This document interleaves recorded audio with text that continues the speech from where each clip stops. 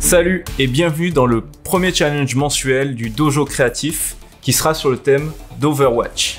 Pourquoi ce challenge-là? Pour vous proposer l'équivalent d'un brief créatif qui vous serait donné lors d'un test artistique pour pouvoir rentrer en industrie. Là, imaginez que c'est donc Blizzard qui va vous demander des missions qui vont prouver vos compétences à pouvoir travailler sur ce genre de projet. Donc merci à tous ceux qui ont participé au questionnaire afin de préparer tous les briefs créatifs. Donc sans plus attendre, on va décortiquer les missions de chacune de vos spécialités. Alors dans le Discord, vous aurez donc une catégorie qui s'appelle Challenge mensuel, où ici vous aurez des informations pour vous guider tout au long du challenge. Il y a notamment un lien vers le Canva qui vous donnera accès ici justement aux différentes consignes attendues pour le rendu en fonction des spécialités. Donc l'idée, ça serait de passer 2 semaines. Alors quand je dis 2 semaines, par contre, on parle bien de 14 jours complets sur le challenge, pas plus. Maintenant, si vous avez d'autres contraintes de temps et d'activités à faire à côté, que vous ne pouvez pas vous dédier à 100% au challenge, là, effectivement, vous pouvez vous l'étaler sur le mois. Mais l'idée, c'est de vous apprendre à produire sans passer non plus trop de temps dessus. Encore une fois, le but est de vous mettre dans des conditions de production. Donc là, 2 semaines, ça peut suffire largement. Ça peut être frustrant, mais ça fait partie des missions que vous aurez en studio. On va avoir la catégorie Props 3D. Donc là, il s'agira d'adapter en fait un concept art d'armes déjà créé et de le faire en 3D. Donc au niveau du rendu, on attendra un moodboard, un turnaround, Sketchfab ou Marmoset. Donc c'est des intégrateurs qui sont sur ArtStation qui vous permettent directement après de pouvoir tourner autour de l'objet en 3D. Du wireframe, de l'UVMap, l'intégration idéalement de Unreal Engine. Pourquoi Unreal Engine? Parce que c'est le moteur de jeu maintenant qui est le plus utilisé, surtout sur des jeux du calibre de Overwatch, là où Unity sera plus pour du jeu mobile. Et il faudrait mettre idéalement un fond issu du jeu et de l'interface. Donc je vais vous montrer un exemple ici, où là voilà on a un fan art qui a été fait pour une arme d'Overwatch. Là, on n'est pas forcément sur de l'intégration, mais ça fonctionne aussi dans le sens où c'est une vidéo qu'il a du coup directement tournée dans Unreal. Et derrière, il a mis donc le fond du jeu. Vous voyez que ça permet directement de beaucoup plus nous projeter dans l'univers et voir si ça fonctionne. Il a également aussi fait une mise en scène en rajoutant voilà, des détails de l'interface. Donc c'est vraiment pratique ça. Si vous aviez voilà, fait sinon, vous pouviez avec Marmoset ou comme j'ai dit Sketchfab, je vous donnerai des ressources là-dessus pour qu'on puisse nous-mêmes sinon tourner autour. Mais la vidéo c'est mieux, c'est toujours plus sympa. Le concept, lui, il a voulu le faire lui-même, mais ce n'est vraiment pas obligatoire. En tant qu'artiste 3D, que ce soit pour du personnage ou pour du props, vous n'aurez pas en fait à vous-même faire votre concept, mais à l'adapter. Par contre, voilà. Il nous faudra un wireframe et votre texture map.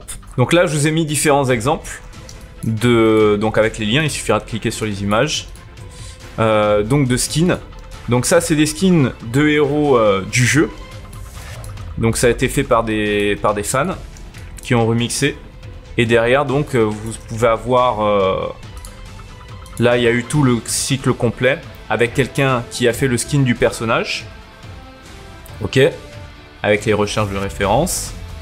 Et derrière, un collègue à lui l'a adapté en 3D.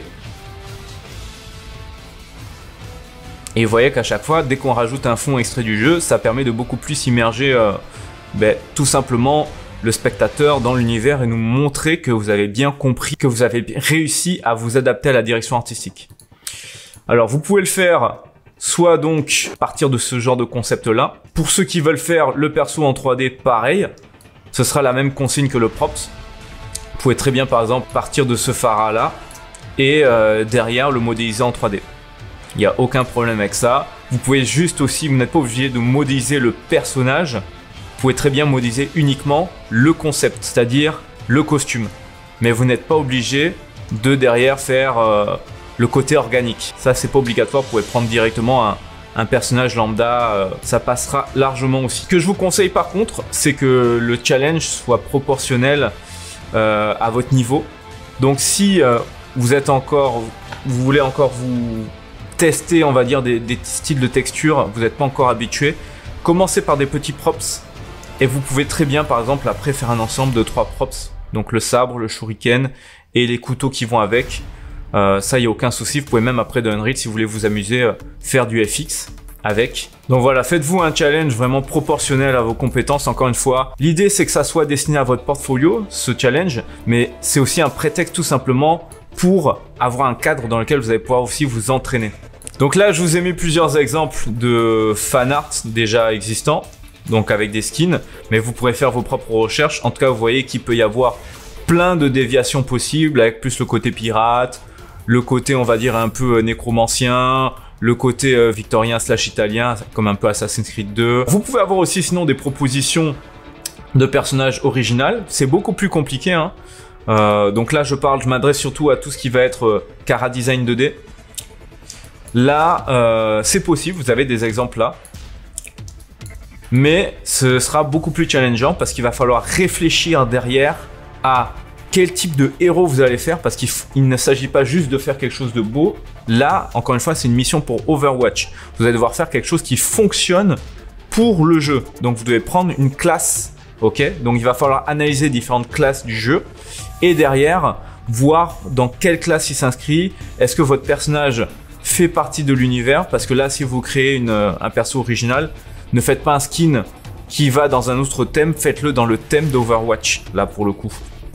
Et réfléchissez derrière aussi aux capacités. Il a vraiment réfléchi aussi à l'arme derrière, au type d'attaque que pourrait faire le personnage, au type de mouvement. Voilà, là c'est un tout. Donc c'est pour ça c'est beaucoup plus challengeant. Parce que vous devez faire en sorte que votre personnage ait une logique dans l'univers. C'est ça le métier de design, c'est ça qu'on attendra chez un Chara designer. Et même si vous voulez juste faire l'épée, enfin le props qui sera derrière, c'est la même logique. Donc si ensuite on regarde d'autres exemples, là aussi je vous ai mis quelqu'un qui avait fait tout un travail de développement avec derrière les explications, le mood board. Voilà, il avait réfléchi aussi au type de FX de l'arme. Et après vous avez ici donc tout le process entre la personne qui est venue derrière modéliser en 3D. Donc à chaque fois c'est des personnes différentes, hein, qui sont donc venues modéliser en 3D. Quelqu'un après s'est amusé à le riguer. Et on a fait des animations. Donc ça, je vais le développer après, les animations. Là, pareil, encore une fois, un autre personnage original. Mais, comme vous voyez, il y a toujours une logique de classe de personnage. Et en termes de présentation, voilà, si vous êtes vraiment chaud, vous pouvez faire aussi une petite illustration. Mais ça, c'est pas obligatoire. Ce qu'on demande d'abord pour le Chara Design, c'est le perso 3/4 dos, 3/4 de face. Avec une explication. Alors la biographie, il n'y a pas besoin de faire tout un pavé, hein. Soyez synthétique. Mais voilà, c'est toujours sympa pour le lore de nous expliquer un peu mieux qui est ce personnage. Donc là, vous avez des exemples. Et en termes de finition pour la couleur, pas besoin d'avoir un truc très complexe. Ça, c'est déjà un niveau très avancé. C'est pas ce que je vais vous demander, ce qu'on attendra de vous. Donc là, pareil, hein, vous voyez, il a fait aussi toute une explication avec des détails. Parce que derrière, quand vous faites un concept 2D, l'idée, c'est que ça soit utilisable pour qu'on puisse modéliser derrière. Donc il va falloir mettre aussi des détails. Voilà pourquoi je vous demande le 3/4 dos, 3/4 de face. La tête, c'est pas obligatoire. Réfléchissez aussi toujours aux attaques, c'est toujours intéressant ça, aux capacités. Et en termes de mise en couleur, faites juste des aplats. Sincèrement, il n'y a pas besoin de faire ombre, lumière, ça c'est si vous avez le temps, mais c'est du bonus. C'est pas ce qu'on attend d'un concept artiste. Là, quand on est sur ce genre de choses, on est sur de l'illustration. Donc c'est pas la même mission. L'illustration, ça part du design existant et on le met en valeur. Donc sinon, vous pouvez aussi utiliser des héros d'autres univers que vous allez adapter à l'univers d'Overwatch. Donc là, c'était Link. Donc pareil, il y avait eu tout un process. Ils sont venus prendre un design et ils l'ont modélisé derrière. Il y a eu aussi une recherche de personnages d'abord.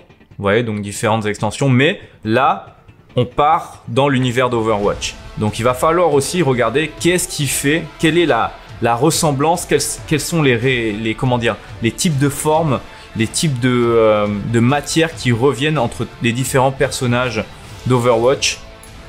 Donc ça, c'était le concept final. Mais encore une fois, pas besoin d'une mise en couleur comme ça compliquée.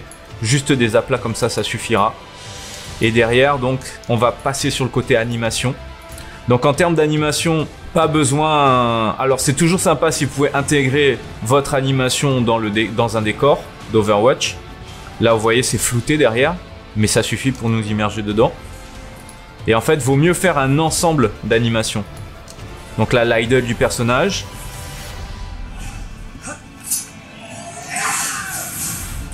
Petite mise en scène.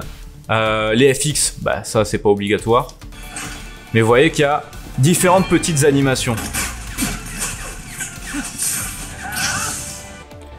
Donc ça c'est toujours sympa. On va avoir aussi pareil, un exemple ici d'animation. Donc l'idle de présentation, la sélection du personnage. Là, hop, une première mise en scène. Une deuxième. Donc vous voyez, il n'y a pas besoin de faire quelque chose de long. Mais il vaut mieux faire différentes variations. Là aussi, je vous ai mis d'autres exemples d'highlight intro. Donc ça venait du l'Anime Challenge. Où là, pareil, ils avaient fait plusieurs highlights intro. Mais vous voyez qu'au niveau du décor, c'est plutôt simple.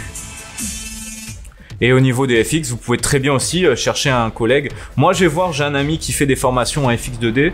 Donc, on va voir ensemble si ces élèves pourront pas en fait utiliser les animations qui seront issues de ce challenge pour derrière, pourquoi pas, appliquer des FX 2D. Ça pourrait être sympa aussi pour vous.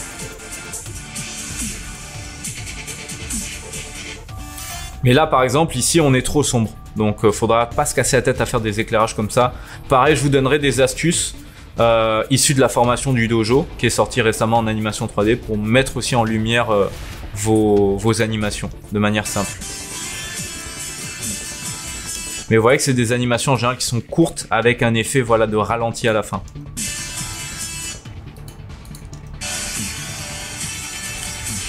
Donc là, le challenge, ce sera un travail de caméra. Donc prenez le temps de prendre des références. Prenez le temps de tester juste avec une balle et voir comment derrière votre balle évolue dans votre mise en scène.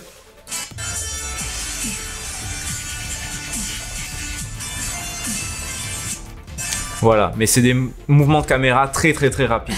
Donc là, pareil, n'hésitez pas à regarder image par image, hein, télécharger la vidéo ou alors regarder, voilà, moi j'utilise virgule et point virgule sur le clavier, sur YouTube, pour regarder image par image en combien de frames se font ce genre de transition. Hop là, et vous voyez que c'est très rapide. Vous pourrez rajouter du lip sync. Je vous donnerai des exemples là, de lignes de dialogue issues du jeu. Si voilà, vous voulez rajouter un petit côté FX, un petit côté lip sync pour pousser le côté, on va dire, cinéma d'animation et pas que le côté jeu vidéo. Mais là déjà c'est intéressant en termes d'anime parce que vous faites et de la body mécanique et des expressions faciales avec le visage. Alors au niveau des rigs, pareil, je vais vous envoyer des liens vers Agora Community. Il y a déjà des très bons rigs qui sont dedans. Où là, vous allez avoir pas mal de rigs intéressants sur lesquels travailler. Moi, par exemple, je pense au rig de Hang. Alors, pourquoi pas Spider-Man. Ça peut être aussi donc Akali, qui faut faire l'affaire. Ça peut être les Tortues Ninja. Ça peut être Mario. Franchement, vous avez l'embarras des choix, sachant que vous soyez sur Blender ou sur Maya. Souvent, il y a les deux qui sont disponibles. Donc là, à vous de vous faire plaisir. L'idée et de faire quelque chose en fait qui est vraiment intéressant et qui pourrait être dans le jeu. Donc vous pouvez très bien imaginer que c'est un personnage issu du jeu que vous animez, même si c'est pas grave, vous n'avez pas exactement le même perso, mais au moins quelqu'un par exemple qui manipule une épée, ou ça peut être quelqu'un qui manipule une arme, ou alors vraiment vous dites ben là c'est Hang qui va dans le jeu Overwatch comme si c'était un DLC spécial, et là vous faites vraiment des animations spécifiques à lui. Donc après ça, c'est à vous de voir. Dans tous les cas, si vous avez des questions, n'hésitez pas à les poser directement dans le channel de discussion qui est juste ici. Donc pour côté FX 2D, là, soit vous réalisez un FX d'interface, ou alors le FX d'une capacité spéciale issue d'un concept de héros existant ou pas. Donc là, vous pouvez vous référencer justement à tout ce que j'ai montré ici. Donc ça peut être par exemple à quoi ressemblerait l'explosion pour ce baril là. À quoi ressemblerait l'épée de Genji en mode nécromancien. Là après vous avez beaucoup d'options possibles. FX 2D c'est déjà plus simple parce qu'il suffit de prendre une image. Ça dépend après en fait si c'est de la pure FX 2D ou si c'est de la FX à partir de 3D intégrée dans un moteur de jeu. Et là vous pouvez très bien prendre une boule et faire voilà, comme si vous simulez un personnage qui balance une attaque sur l'autre. Avec une mise en scène comme ça suffira largement déjà. Donc ça dépend si c'est de la full 2D ou si c'est voilà, du FX 3D avec du shader qui donne l'illusion que c'est de la 2D. Aussi donc pour le côté FX, montrer par exemple ici dans la phase de gameplay, en fonction du héros, peut-être que là ce sera pas une flamme bleue que vous aurez en FX, mais par exemple quelque chose, je sais pas moi, des éclairs, des choses comme ça qui seraient plus en rapport avec la capacité ou le skin du héros que vous avez choisi.